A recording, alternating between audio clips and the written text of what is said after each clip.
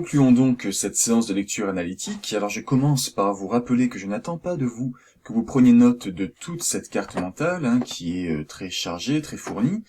Vous avez réfléchi par vous-même, vous avez fait ce que vous avez pu, vous avez consulté les documents que je vous ai proposés en corrigé, réfléchi à tout cela, et ça suffit.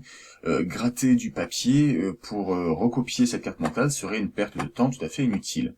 En revanche, on va conclure ensemble. Alors ça, c'est le verso de votre feuille avec votre propre production, et puis au recto, donc on en était à cette présentation-là, et on va conclure ensemble. Alors la première chose que l'on peut dire, c'est que Yvain fait un choix décisif dans ce passage. Ça signifie un choix très important, essentiel, primordial. Car il ne choisit pas que le lion, pas simplement le lion, c'est bien plus profond que cela.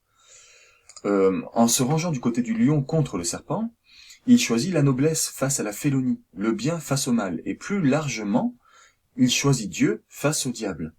Donc là, je vous renvoie à tout ce qu'on a commenté dans la lecture analytique sur le vocabulaire péjoratif pour le serpent, mélioratif pour le lion, les références à l'enfer avec les flammes, etc.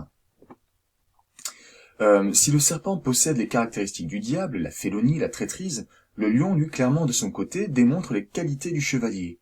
À la traîtrise du serpent répond la noblesse du lion, son sens de l'honneur, son humilité.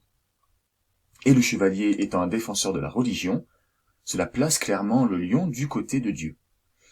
Et ça, c'est quelque chose de très important, car au Moyen-Âge, la littérature avait très souvent recours aux symboles, pour donner une image concrète au message qu'elle veut exprimer. On va aider le lecteur du Moyen-Âge, ou celui qui est dans la cour du roi, dans la foire, à écouter le ménestrel chanter les récits du chevalier.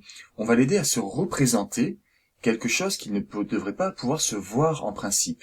La noblesse, l'honneur, Dieu. Ici, on va donc utiliser un symbole. Et très clairement, la présence fidèle du lion aux côtés d'Yvain, il ne va plus le quitter. Grâce à cette image-là, l'auteur fait comprendre que désormais le chevalier va bénéficier du soutien de Dieu dans ses combats. Il sera accompagné du lion, et ce lion symbolise Dieu et la religion que le chevalier a choisi de défendre. Donc ça, c'est vraiment quelque chose de très important.